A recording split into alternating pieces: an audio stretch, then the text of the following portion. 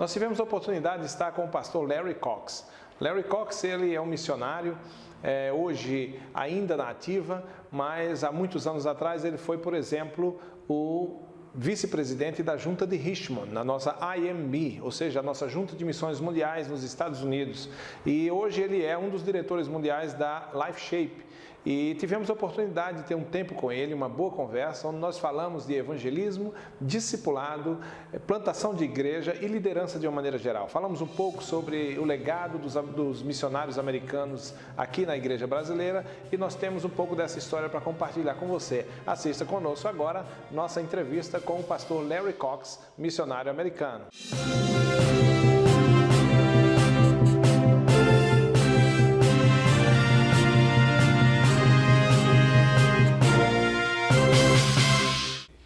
Atualmente, qual o maior desafio de um líder cristão quando ele acorda todos os dias? Os desafios de liderança são muito reais do dia de hoje. Eu acho que um dos maiores desafios para os líderes é a integridade e o caráter.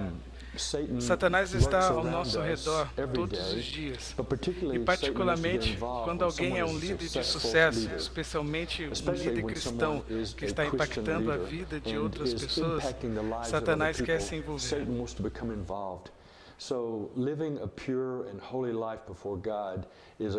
O desafio é, como líder cristão, para viver uma vida pura e santa a cada dia, e dia após dia, pedir a Deus que guie cada passo que tomarmos, preservando nossa vida santa e pura, para não cairmos em pecado. E é isso que Deus quer que façamos. Esse é o maior desafio de um líder cristão ao redor do mundo hoje.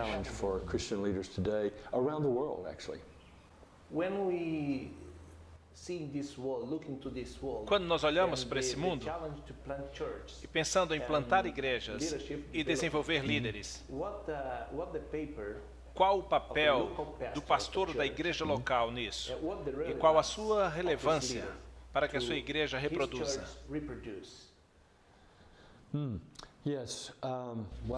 O maior desafio que vemos nisso, eu estava em Beijing há 2 semanas atrás e realmente falamos desse assunto.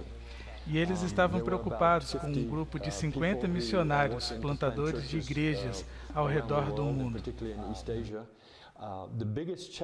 O maior desafio da igreja em qualquer lugar do mundo é treinar aqueles que começarão novas igrejas. Deus enviou pessoas para começarem novas igrejas, mas nós não estamos treinando pessoas para fazer o mesmo. E isso é a coisa mais importante. Entendo que o que está faltando hoje é um bom treinamento discipulador na igreja local. Às vezes eu penso que nós acreditamos que é como enviar as crianças para a igreja.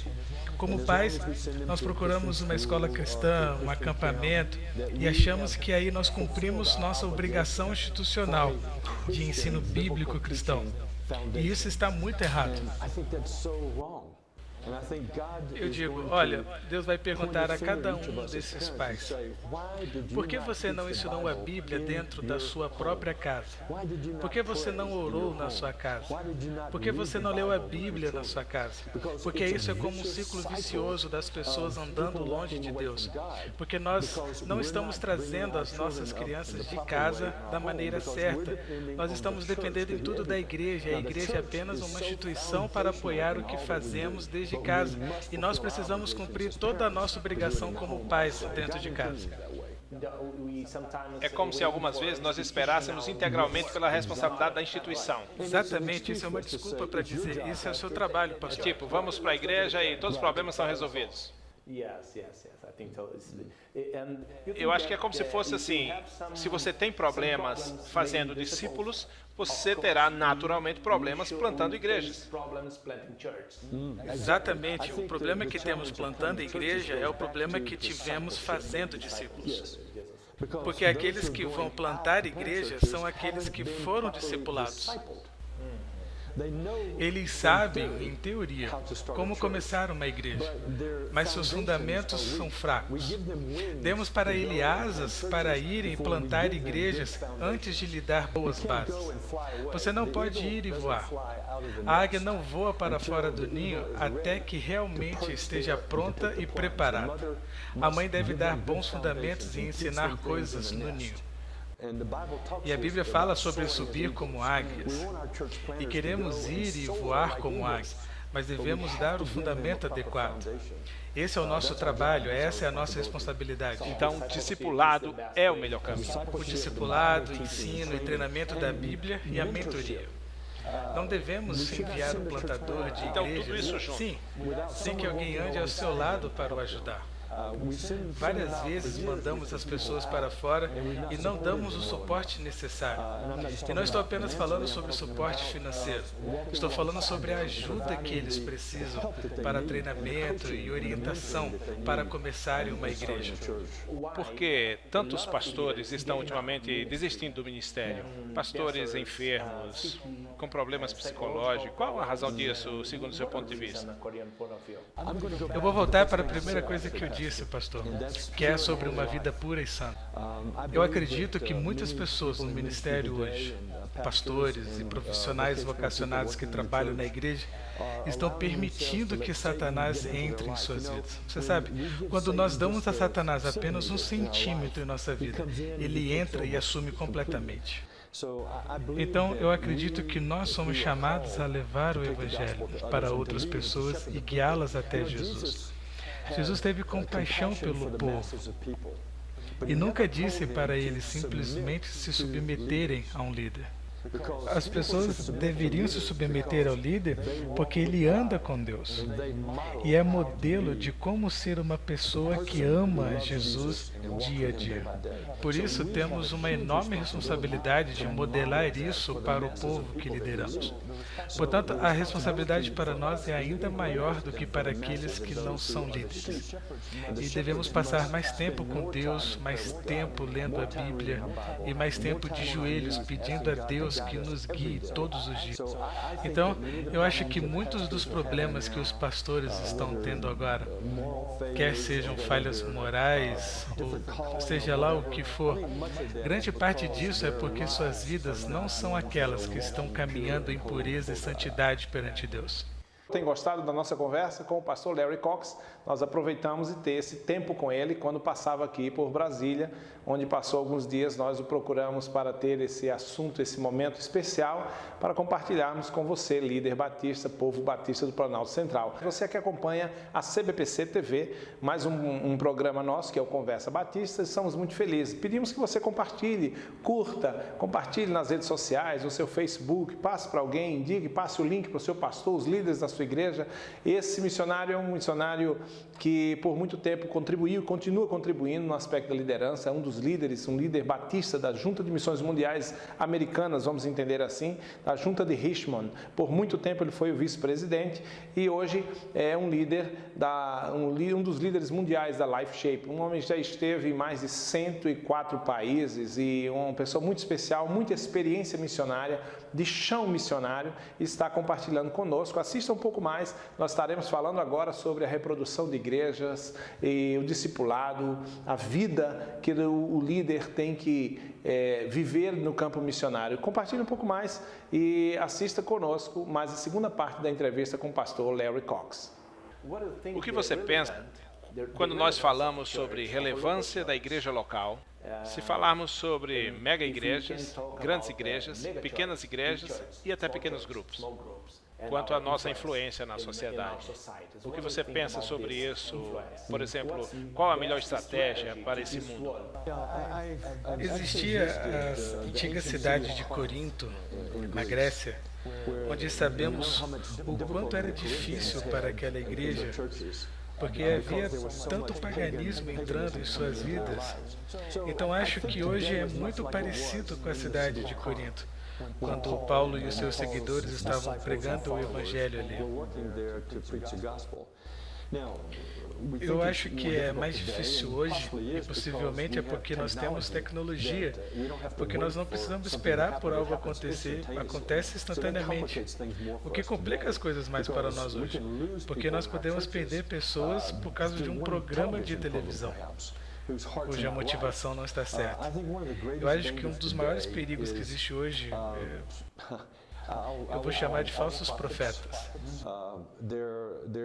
Existem reuniões na África e penso que na América Latina e no Brasil também, onde pessoas se intitulam profetas, dizendo que têm uma visão de Deus, e as pessoas estão seguindo e são falsos profetas. Eu também acredito que o evangelho da saúde, riqueza e prosperidade também fazem parte disso. Eu acho que isso não está certo. Isso não está ensinando Jesus, está ensinando outra coisa. Então, quais estratégias usamos de forma diferente? Eu acredito que a Bíblia nos dá uma estratégia muito boa na passagem no Novo Testamento, que diz que devemos ser astutos como serpentes e inocentes como pombas. Em muitos lugares do mundo de hoje, o Evangelho não é bem-vindo. E temos que usar o que chamamos de ministérios de acesso criativo para entrar e trabalhar lá. Mas quando fazemos isso, devemos agregar valor à cultura local, porque se assim não fizermos, então não estaremos sendo verdadeiros com Deus por ser algo que não somos. Se dissermos que vamos fazer algo, então devemos ser treinados nesse campo e naquela profissão à medida que vamos realizando o trabalho. Essa é uma estratégia que costumamos usar em outros países, além do Brasil. E agradecemos a Deus que aqui no Brasil o Evangelho ainda esteja aberto e que podemos anunciá-lo. Então, no que diz respeito às estratégias, eu me sentei com várias pessoas ao redor do mundo e eu tinha preparado algumas estratégias para eles, e o que eles me perguntaram foi: podemos te mostrar qual é a primeira estratégia que estamos usando? E mais de uma vez o que me disseram foi que eles se sentam e cantam canções e eles estão numa cultura no mundo muçulmano onde não há cristãos, mas estão começando a ter cristãos. Então eles dizem que se sentam e cantam canções e depois leem a Bíblia e então pedem a uma delas para ir com eles para outra vila. E então eles sentam e cantam músicas e eu disse: bem, onde você conseguiu essas músicas? Eles respondem: nós cantamos músicas da Escritura e depois fazemos as coisas. Então eu pergunto: como você conseguiu essa estratégia? Eles respondem: Atos nos ensina a fazer isso. Então, isso é muito simples, porque eles me ensinaram uma grande lição naquele dia, em que podemos usar muitas estratégias diferentes para a cidade ou para o campo, mas deve se basear na forma como Deus deixou para nós em Atos. Porque a igreja do Novo Testamento se espalhou por toda parte, inclusive até o norte da África, onde era quase 100% cristão, quando os muçulmanos finalmente entraram. Mas o problema era que as pessoas do norte da África se tornaram fechadas em vez de abertas. Há uma lição aí, porque as nossas igrejas hoje no Brasil, nos Estados Unidos e já aconteceu na Europa Ocidental, eles começaram a se fechar em vez de olhar para fora. Então, plantar igrejas faz parte da estratégia do Novo Testamento. Não paramos apenas porque temos uma grande igreja, plantamos igreja para plantar outras igrejas. Nós compartilhamos, nós levamos pessoas da igreja para começar outra igreja. E quando nós olhamos para fora, é que prosperamos e Deus nos abençoa. Quando começamos a construir nosso próprio reino e nossa própria igreja, é quando começamos a desmoronar e a cair. A história nos prova isso no norte da África e em outras partes do mundo. Olhe para a Europa. Portanto, as estratégias hoje devem continuar seguindo as mesmas do livro de Atos, discipulando e multiplicando o evangelismo, discipulado e plantação de igrejas. É isso. Sendo sal e luz do mundo. Na história da igreja brasileira, nós temos uma grande gratidão, porque nós temos o legado que vocês, missionários estrangeiros, trouxeram quando trouxeram o evangelho para nós. Qual a visão que você tem da igreja brasileira hoje? Ele é um bebê, um adolescente, um jovem ou um adulto forte? Qual é de fato a sua opinião quando você vê a igreja brasileira hoje? Eu sou um fazendeiro. Eu cresci na fazenda e meus primeiros 12 anos como missionário foram como plantador de igreja numa comunidade agrícola na África Ocidental. E eu olho para Jesus e ele dá muitos exemplos de agricultura e agricultores. E eu também queria fazer isso. Vou te dar um exemplo agrícola. Me desculpe pela expressão, mas acredito que as igrejas brasileiras são igrejas adultas, não são adolescentes e nem crianças. Eu já viajei pelo Brasil e já visitei várias igrejas, desde o Acre até o Rio. Eu vi igrejas fortes, vibrantes em todo lugar. Então, eu estive em muitas igrejas no Brasil e elas são realmente fortes e vibrantes. Mas aqui está a analogia que eu quero dar. Existem dois tipos de igrejas. Igrejas cavalo e as igrejas mulas. Eu preciso explicar isso, certo? O cavalo pode se reproduzir, mas uma mula não pode se reproduzir. Então, me acompanhe. Existem dois tipos de igrejas. A igreja que se reproduz e a igreja que não se reproduz. Uma mula não pode reproduzir. Isso mesmo, a mula não pode se reproduzir. Então, você é uma igreja cavalo ou uma igreja mula? O que você sente no seu coração, como um missionário americano, olhando para a igreja, mais uma vez, para a igreja brasileira, o que você sente no seu coração? Oh Deus, obrigado. Eu não choro desde 15 minutos atrás. Eu estava em reunião com os líderes da LifeShape Brasil e um dos líderes estava compartilhando comigo o que Deus está fazendo com ele e o legado que está deixando para os seus dois filhos. Eu estava chorando em lágrimas, ouvindo a história do que Deus está fazendo.